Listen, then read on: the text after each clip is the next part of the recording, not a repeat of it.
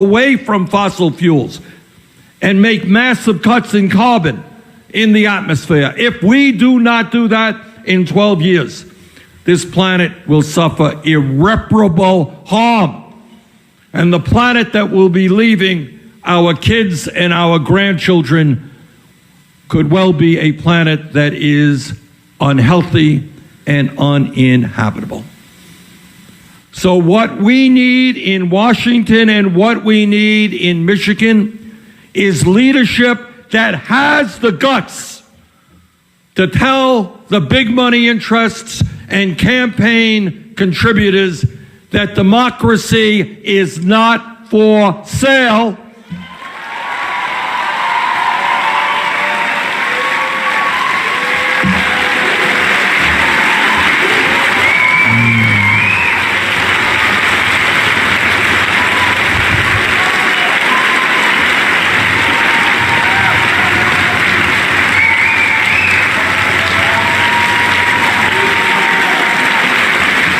And that we are going to have a government at every level, state level, federal level, where people who are elected serve to represent the interests of working families and the middle class, and not simply the billionaire class and wealthy campaign contributors.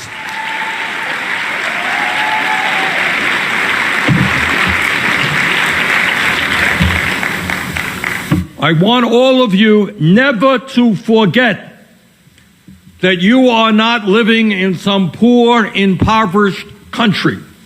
You are living in the wealthiest country in the history of the world.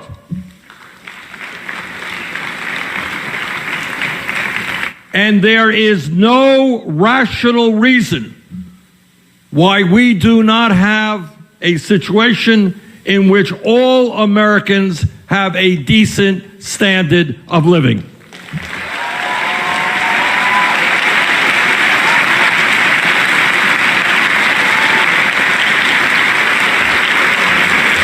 Now, I want to issue a special thank you to the people of Michigan, because during my presidential run, we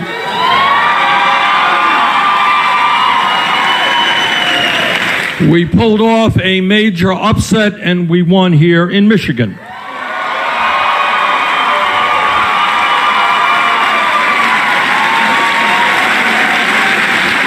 And what I want to say is that our victory here in Michigan and in 21 other states around the country did something very, very significant.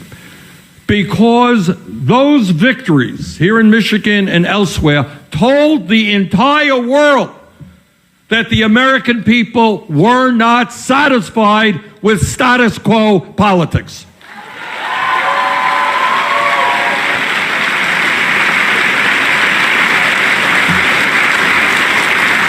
And many of the ideas that I talked about when we were here in Michigan 3 years ago, ideas which at that time were thought to be extreme and radical, and ideas that the American people were uncomfortable with. Well, you know what's happened in 3 years?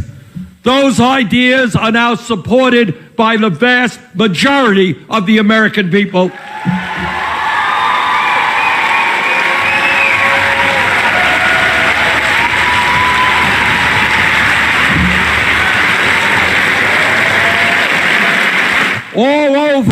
All over this country, Michigan, Vermont, all over this country, people understand that if you work 40 hours a week, you should not be living in poverty, that the current federal minimum wage is a starvation wage, and we've got to raise that minimum wage to $15 an hour.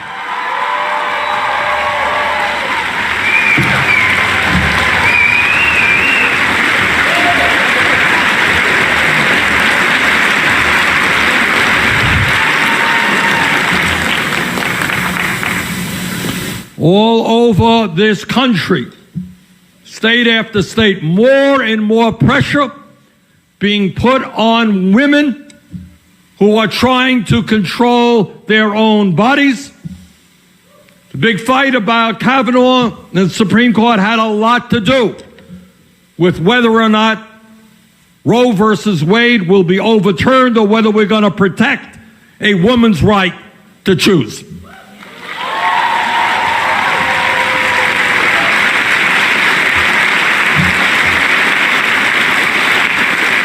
And we need governors all over this country who understand that the most personal decisions, difficult decisions that impact women must be made by women themselves and not the government.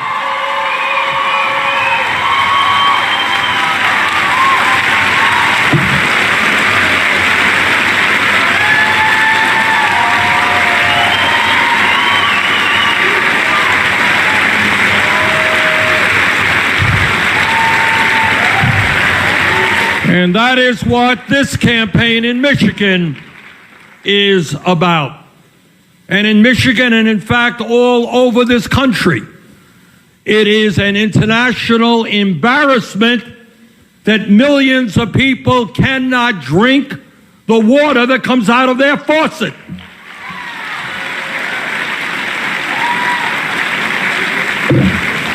It is not a radical socialist idea to say that the water we drink should not be poisoned.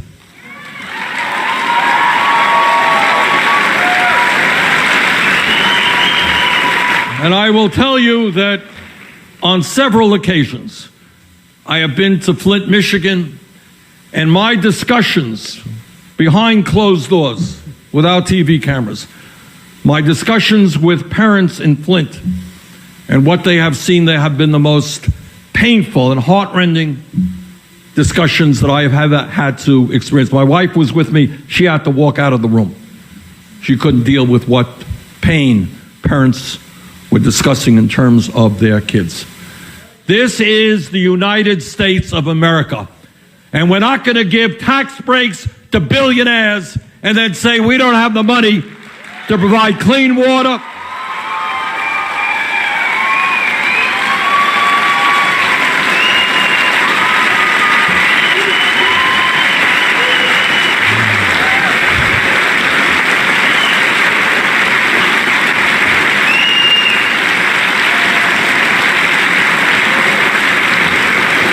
Now, some of you may have noticed that Trump and his Republican friends publicly and in ugly 30-second ads are attacking the concept of Medicare for all.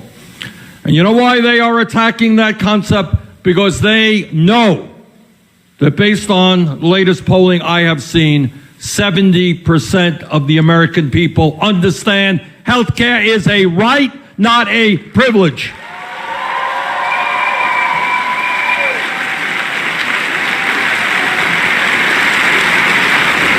And if every other major country on earth, I live 50 miles away from the Canadian border in Burlington, Vermont, if Canada can provide health care to all people at half the cost that we spend, if Europe can do the same, together, state by state and at the national level, we are going to provide health care to every American.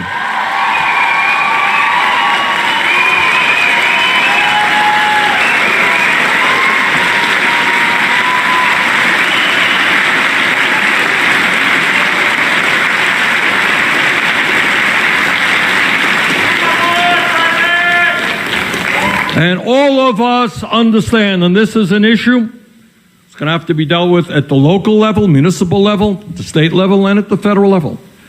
We have a criminal justice system which is broken and which is racist.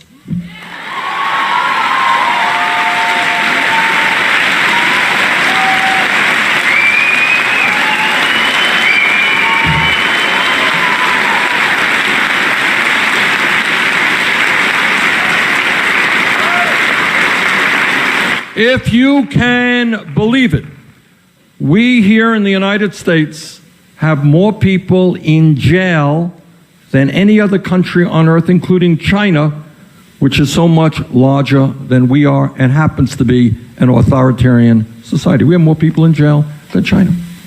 And